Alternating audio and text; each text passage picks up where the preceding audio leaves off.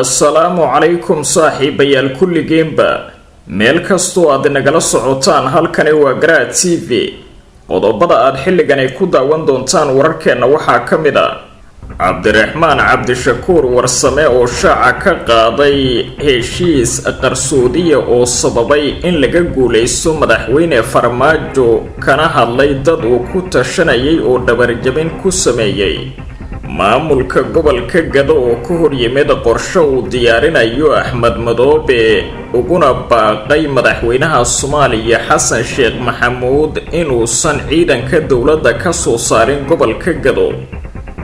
Ra'iisul Wasaare Maxamed Xuseen Rooble oo shir gudoomiyay kulan ay golaha wasiiradu ku yeesheen magaalada Muqdisho kuna sii jeeda wadanka isku taga Imaaraadka Carabta wasiirka wasaaradda maaliyadda ee dawladda Soomaaliya Cabdiraxmaan Ducaale Bayle oo rajo weyn ka muujiyay hanaanka dayn cafinta ee wadanka kadib guushii Xasan Sheekh Maxamuud iyo gudoomiyaha golaha shacabka ee baarlamaanka Soomaaliya Sheekh Aadan Maxamed Nuur Aadan Madoobe oo loo gudbiyay dalab la xiriira lacagihii laga qaaday murashaxiinta madaxweynaha qodobadaasi iyo kuwa kale ayaa daawan doontaan haddii rabbiga weyne sidaasi naga aqbalee diyaar garooba saaxiibayaal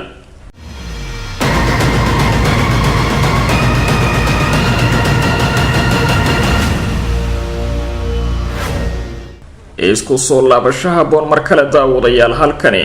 waa Garaad TV xasuusnow haddii aad joogtid xilliga salaada soo guda waajibka alle ee ku saaran dibna ugu soo laabo daawashada muuqaalkan aynu ku bilownaa saaxiibayaal sida aad horudhaca wararkeena ku daawateen siyaasiga weyn ee Cabdiraxmaan Cabdishakuur warsame oo ka mid ahaa murashaxiintii u tartamay xilka madaxweynaha tobnaad ee Soomaaliya 15 bishani May ayaa ka hadlay dhacdooyin la xiriira doorashadii ka dhacday teendhada Afisyoone ee uu ku soo baxay madaxweynihii hore ee Soomaaliya Xasan Sheekh Maxamuud Cabdiraxmaan Cabdishakuur warsame oo ka mid ahaa xubnihii golaha midowga murashaxiinta mucaaridka ee ay isku group ka ahaayeen madaxweynaha soo baxay Xasan Sheekh Maxamuud sidoo kalena dagaal siyaasadeed kula jiray dawladda madaxweyne Farmaajo ee wadanka ka talinaysay 5 sano ee la soo dhaafay ayaa shaaca ka qaaday heshiisyo qarsoodiye oo dhex maray qaar ka mid ah murashaxiintii ku tartamay xilka madaxweynaha ee uu isagu ka mid ahaa kuwaasi oo horseeday guushii taariikhiga ahayd ee uu doorashada ka gaaray madaxweynihii 8aad ee Soomaaliya Xasan Sheekh Maxamuud oo mar kale xukunka dib loogu doortay Cabdiraxmaan Cabdishakuur warsame oo markii ugu horeysay shir jaraa'id qabtay ka gadaal doorashadii dhacday 15 bishani May ayaa waxa uu ka hadlay warar kala duwan oo laga faafiyay doorashadaasi iyo qaababkii looga hadlay guushii uu gaaray madaxweyne Xasan Sheekh Maxamuud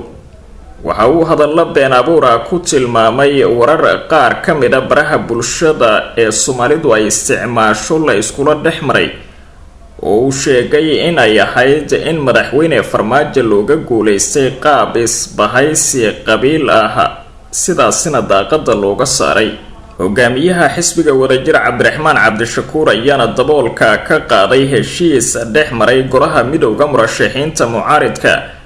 ama murashaxiintii siyaasad ahaan ka soo horjeeday madaxweyne Farmaajo ee ka qayb galay tartanka doorashadii ka dhacday teendhada Afisyoone 15 bishani Cabdiraxmaan Cabdishakuur ayaa sheegay inuu jiray heshiis murashaxiinta siyaasad ahaan ka soo horjeeday madaxweyne Farmaajo ku dhex maray hoteelka Jasiire ee magaalada Muqdisho kaasi uu dhigayay in haddii mid ka mid ah murashaxiintaasi uu codadka ku hormaro loo wareejiyo dhammaanba codadka ay heleen murashaxiinta kale si uu kaga guuleysto madaxweyne Maxamed Cabdullaahi Farmaajo oo isaguna u tartamayay doorashada maruu ka hadlayay heshiiskaasi waxa uu yiri waxa uu dhigayay haddii qof inaga mid ah ama Xasan Sheekh ahaado ama Sheekh Shariif ama Siciid Dani amaba aniga qudhayda haddii uu ku hormaro codadka in loo soo wareejiyo codadka kale ee murashaxiinta markaasi ka haray wareega si uu u gaaro guusha madaxweynaha tobnaad ee wadanka waxaana uu tilmaamay in markii inta badan murashaxiintii mucaaridka ahaa ay ku guuldaraysteen inay kasoo gudbaan wareegyada koobaad iyo labaad ee doorashada in codadkoodii ay u wareejiyeen dhanka xasan sheekh maxamuud si loogu garab istaago inuu noqdo madaxweynaha tobnaad ee waddanka iyadoo lala diriirsanaa siyaasadda uu dalka ku xukumayay madaxweyne farmaajo 5 sano ee lasoo dhaafay. mana jirin ayuu sheegay isbahaysi qaab qabiil ku dhisnaa oo ka dhacay ololaha doorashada, laakiinse waxa uu sheegay in waxa la isku hayay ay hayeen siyaasad ahaan hadba qoladii isku fikir ah oo dhan isku raacaysay. hadalka Cabdiraxmaan Cabdishakuur Warsame ayaana meesha ka saaraya warar kala duwan oo baraha bulshada looga faafiyay doorashadii dhacday 15 bishani oo qaarkood lagu qoray warbaahinta maxalliga, kuwaasi oo qaar ka mid ah ay sheegayeen in wareegii labaad ee doorashada markii uu ku horay Xasan Cali Khayre oo horay saaxiib u ahaa madaxweyne Farmaajo inuu codadkiisii u wareejiyay madaxweyne Maxamed Cabdullaahi Farmaajo isla markaana ay gaarsiiyeen 110 cod. hase yeeshee waxa uu sheegay Cabdiraxmaan Cabdishakuur in Xasan Cali Khayre uu qayb ka ahaa heshiiskii lagu gaaray Hotel Jazeera ee dhigayay in murashaxa ka mid ah kuwa isku siyaasadda ahi haddii uu soo gudbo isaga loo wareejiyo codadka oo dhan. Cabdiraxmaan ayaa sidoo kale waxa uu ka hadlay dhabarjabin uu sheegay in ay ku sameeyeen dad uu ku tashanayay isla markaana ugu sheekeeyay inay garab taagan yihiin kuwaasi oo uu sheegay inuu dhinaciisa ka waayay saacadihii ugu dambeeyay ee uu u baahnaa. waxa uu sidoo kale ka hadlay Cabdiraxmaan Cabdishakuur sidii uu kusoo bilowday ololihii la doonayay in meesha looga saaro madaxweyne Maxamed Cabdullaahi Farmaajo oo uu sheegay inay soo bilaabeen isaga iyo madaxweynaha hadda guuleystay Xasan Sheekh Maxamuud isla markaana dib ay kaga soo biireen xubno kale, isagoo sidoo kalena wax ka taabtay sida ay hadda tahay rajadiisa siyaasadeed iyo inuu mar uun ku guuleysto madaxweynaha Jamhuuriyadda Federaalka ee Soomaaliya maadaama tiro 3 jeer laga guuleystay. Cabdiraxmaan Cabdishakuur waxa uu yiri xanuunka ay siyaasaddu leedahay waxaa ka mid ah in qof aad ku tashanaysay oo aad wada socoteen aad garabkaaga ka weydid saacadihii ugu dambeeyay ee aad u baahnayd. marka waxa uu yiri halkaasi ayaynu ka sii wadaynaa halgankeena, waxaana rajadeennu ay tahay in aynu Soomaali waxaana rajadeennu ay tahay inaanan niyad jabin isla markaana aynu sii wadno sidii aynu mar u gaari lahayn inaynu u shaqeyno dalkeena iyo dadkeena. Cabdiraxmaan ayaa sheegay inay jiraan shacab badan oo jooga dalka gudihiisa iyo dibaddiisa oo la dhacsan siyaasadda xisbigiisa wadajir, kuwaasi oo taageeraya qiyamkiisa iyo mabdiciisa isla markaana ay gaari doonaan guusha markii codka loo celiyo shacbiga Soomaaliyeed si ay iyagu u keensadaan qofka ay doonayaan. waxa uu ka hadlay in dadka hadda wax doortay ee ah xildhibaanada labada aqal ee baarlamaanka dowladda aysan ahayn kuwa iyagu ku fakaraya horumar ama wax u qabashada dadka Soomaaliyeed, hase yeeshee waxa uu sheegay inay eegtaan danahooda siyaasadeed hadba meeshii ay ka arkaan ay codkooda u dhigaan. siyaasi Cabdiraxmaan Cabdishakuur ayaa sidoo kale mahadcelin ballaaran u jeediyay dadkii soo barbar istaagay intii uu ku jiray ololaha doorashada madaxweynaha Jamhuuriyadda Federaalka ee Soomaaliya oo la soo gabagabeeyay 15 bishani, waxaana uu tilmaamay in dadkaasi ay iskugu jireen waxgarad siyaasiyiin iyo qaybo badan oo ka mid ah shacbiga Soomaaliyeed ee ku sugan dalka gudihiisa iyo dibaddiisa. isagoo hadalkiisa sii wata ayaa waxa uu sheegay inay dhibaato badan u soo galeen halgankani isla markaana ujeedkooda ugu weyn uu ahaa sidii dalka looga badbaadin lahaa rajiimkii waqtigu ka dhamaaday ayuu ku yiri hadalkiisa mar uu ku guda jiray shirkiisa jaraa'id. Cabdiraxmaan Cabdishakuur Warsame iyo dowladii waqtigu ka dhamaaday ee uu hogaaminayay madaxweyne Maxamed Cabdullaahi Farmaajo ayaa soo galay dagaal siyaasadeed oo dheer, waxaana dhacday in hoyga cabdiraxmaan cabdishakuur warsame la weeraray laguna dilay 5 ka mid a ilaaladiisa qaaska ah iyadoo isagana dhaawaca la soo gaarsiiyay. maamulka gobolka Gado ee koonfurta wadanka ayaa kasoo horjeestay qorsho uu abaabulayo madaxweynaha Jubbaland Axmed Madoobe kaasi oo la xiriiray inuu gacantiisa dib ugu soo celiyo gobolka Gado oo ka maqnaa maamulkiisa dhowrkii sano ee u dambeeyay hoos tagayna madaxtooyada Soomaaliya. waxaana sidoo kale Axmed Madoobe uu ka howlan yahay in ciidanka qaranka laga soo saaro gobolka Gado si ay u tagaan kuwa daraawiishta Jubbaland. maamulka gobolka Gado ee ay dhistay dowladii dhacday ee madaxweyne Maxamed Cabdullaahi Farmaajo ayaana waxay sheegeen in aysan hoos tagi doonin magaalada Kismaayo iyo maamulka Axmed Madoobe, waxaana sidoo kale ay diideen in ciidamada dowladda laga saaro gobolkaasi. maamul goboleedka Jubbaland uu hogaamiyo Axmed Madoobe ayaa dadaal badan ugu jira sidii mar kale ay gacanta maamulkooda ugu soo celin lahaayeen gobolka Gado, halkaasna looga saari lahaa ciidamo badan oo dowladdu ay ku daabushay. labadii sano ee u dambeysay gobolka Gado waxaa ka jiray maamul ka soo horjeeday Jubbaland oo si toos ah uga amar qaadanayay filla Soomaaliya, waxaana maamulkaasi garab siinayay ciidamo badan oo dowladdu ay gobolkaasi geysay. gudoomiyaha gobolka Gado Axmed Buule ayaa waxa uu sheegay inaysan marnaba raalli ka ahayn in gobolka Gado laga soo saaro ciidamo horay loo keenay, waxaana uu tilmaamay gudoomiyuhu in weli Gado ay ka jirto baahidii markii hore loo geeyay ciidamada qaranka. waxa uu sheegay gudoomiyaha gobolkaasi Gado in madaxweynaha cusub ee Jamhuuriyadda Federaalk ee Soomaaliya Xasan Sheekh Maxamuud uu xogogaal u yahay isla markaana ay wanaag uun ka filayaan dowladiisa cusub. gudoomiyaha ayaa ka dalbaday Xasan Sheekh Maxamuud inaan dib loo soo celin ciidanka qaranka ee jooga gobolka Gado isla markaana ay jirto weli baahidii markii hore dowladii isaga ka horeysay ay halkaasi u geysay ciidamada.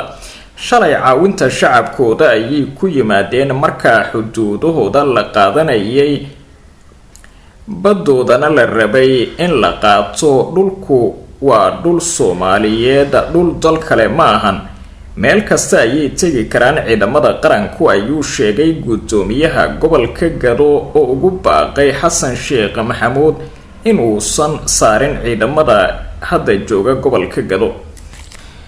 maamulka Jubbaland ayaa gacan weyn ku lahaa guusha uu doorashada ka gaaray Xasan Sheekh Maxamuud, waxayna Jubbaland rajo badan ka qabtaa in mar kale in gacantooda uu ku soo laabto gobolka Gado oo muddo dheer aan hoos tagaynin Kismaayo iyo maamulka Axmed Madoobe. gobolkaasi waxaa jooga ciidamo laga daadguray magaalada Muqdisho ee xarunta wadanka kana tirsan kuwa qalabka sida ee dowladda Soomaaliya, kuwaasi oo ka raacdeeyay magaalada Kismaayo, kuwaasi oo ka raacdeeyay gobolka Gado ciidankii Axmed Madoobe. marka laga soo tago degmada Ceel Waaqee dhawaan lagu qabtay doorashada 16 kursi ee loo asteeyay lagu qabto doorashadooda magaalada Garbaharey ee xarunta gobolka Gado. Axmed Madoobe ayaa hadda weli jooga magaalada Muqdisho ee caasimada dalka, halkaasi uu ka rajaynayo inuu kala soo laabto Xasan Sheekh Maxamuud marka uu xafiiska la wareego, iyadoo Gado laga daadguray ciidankii dowladda dibna ay ula wareegeen kuwa daraawiishta Jubbaland. ra-iisul wasaaraha xukuumadda xilgaarsiinta mudane Maxamed Xuseen Rooble ayaa shir gudoomiyay kulanka golaha wasiirada oo lagu ansixiyay xeerar dhowra. shirka oo ay fadhiyeen inta badan golaha wasiirada ayaa Maxamed Xuseen Rooble ayaa lagu ansixiyay nidaamka sharciyada maareynta maaliyadda, hindisiye sharciyeedka kalluumaysiga iyo siyaasadda maamulka howlaha hay'adaha iyo samafalka islaamiga ah. inta uu shirku socday ra-iisul wasaare Maxamed Xuseen Rooble ayaa warbixino kala duwan ka dhageystay qaar ka mid ah golaha wasiirada, taasi oo la xiriirtay shaqadooda, isaga oo ugu baaqay inay dardargeliyaan howlahooda wasiiradu inta laga soo dhisayo xukuumadda cusub. dhinaca kalena ra-iisul wasaaraha dowladda Maxamed Xuseen Rooble ayaa lagu wadaa inuu ambabaxo dalka Imaaraadka Carabta si uu halkaasi uga qayb galo aaska madaxweynihii dalkaasi Imaaraadka Sheekh Khalifa oo dhawaan u geeriyooday xanuun. kadib aaska marxuumka ra-iisul wasaaraha ayaa kulamo la qaadan doona madaxda ugu sarreysa dalka imaaraadka carabta isagoo kala hadli doona sii xoojinta xiriirka ka dhexeeya wadamada soomaaliya iyo imaaraadka. dhowaan ayay ahayd markii ra-iisul wasaaraha xukuumadda maxamed xuseen rooble markii uu soo celiyey xiriirkii soomaaliya kala dhexeeyay imaaraadka carabta kadib sanado uu xumaa intii ay xukunka joogtay dowladda madaxweyne maxamed cabdulaahi farmaajo. aan ku siqa wararka ee wasiirka wasaaradda maaliyadda ee soomaaliya cabdiraxmaan ducaale beyle oo qoraal kooban soo saaray ayaa ka warbixiyey kulan gaar ah oo waalada suumka kula yeeshay madaxda hay-adda lacagta adduunka ee IMF. wasiirka ayaa sheegay in kulankani oo muhiim u ahaa geedi socodka dayn cafinta soomaaliya sida uu hadalka u dhigay. kulanka ayaa waxaa ka horeeyay mid kale oo goobjoog uu ka ahaa madaxweynaha cusub ee dalka xasan sheekh maxamuud kaasi oo isna diiradda lagu saaray arrimaha dayn cafinta ee waddanka. goordhow waxaa inoo soo idlaaday shir kale oo muhiim u ah geedi socodka dayn cafinta soomaaliya. maantay waxa aan si gaar ah ula shiray hay-adda lacagta adduunka ee IMF iyadoo mar kale uu nagala soo qeyb galay madaxweynaha cusub ee waddanka xasan sheekh maxamuud ayuu yidhi wasiirka. sidoo kale waxa uu rajo wanaagsan ka muujiyey in hay-adda lacagta adduunka ee IMF ay dhammaan ka cafiso dowladda soomaaliya lacagaha deynta ah ee lagu leeyahay. rajada soomaaliya ee ah gaarista dayn cafin dhammaystiran ayaa hadda ah mid aada u sarreysa ayuu ku yidhi qoraalkiisa cabdiraxmaan ducaale beyle. dadaalada dayn cafinta oo muhiim u ah soomaaliya si ay horumar dhaqaale u sameyso iyo maalgashi ayaa soo socday sanado badan iyadoo haatan uu marayo meel wanaagsan. si kastaba soomaaliya ayaa dadaal ugu jirta sidii looga cafin lahaa deymaha lagu leeyahay waxaana jira dalal dhowr ah oo horay deymaha uga cafiyey dowladda dhexe ee soomaaliya. waa tahay guddoomiyaha golaha shacabka ee baarlamaanka soomaaliya sheekh aadan maxamed nuur aadan madoobe ayaa xafiiskiisa ku qaabilay guddiga gurmadka abaaraha iyagoo ka wada hadlay sidii wax looga qaban lahaa abaaraha. kulanka ayaa waxaa sidoo kale diiradda lagu saaray sidii degdeg gurmad loogu gaarsiin lahaa qoysaska soomaaliyeed ee ay saameysay abaarta ka jirta waddanka. xubnaha guddiga ayaa intaasi kadib guddoomiyaha u gudbiyey codsi la xiriira lacagihii faraha badnaa ee laga qaaday murashaxiintii u tartamay xilka madaxweynaha si qeyb ka mida loogu deeqo gurmadka waxna loogu qabto dadka soomaaliyeed ee dhibaataysan. murashaxiinta tartantay oo ku dhowaa 40 qof ayaa mid kasta waxa uu bixiyey lacag dhan $40,000 taasi oo ahayd mid lagu diiwaan gelinayay tartamayaasha oo ugu dambeyn uu kasoo dhex baxay xasan sheekh maxamuud. dhankiisa sheekh aadan maxamed nuur aadan madoobe oo ka hadlay kulanka ayaa guddiga u sheegay in sida ugu wanaagsan uu goluhu la shaqayn doono uuna tixgelin doono dalabkooda. guddiga gurmadka abaaraha ayaa haatan wada dadaalla xoogan waxaana ay shalay la kulmeen madaxweynaha cusub ee dalka xasan sheekh maxamuud oo ay kala hadleen arrimaha abaaraha.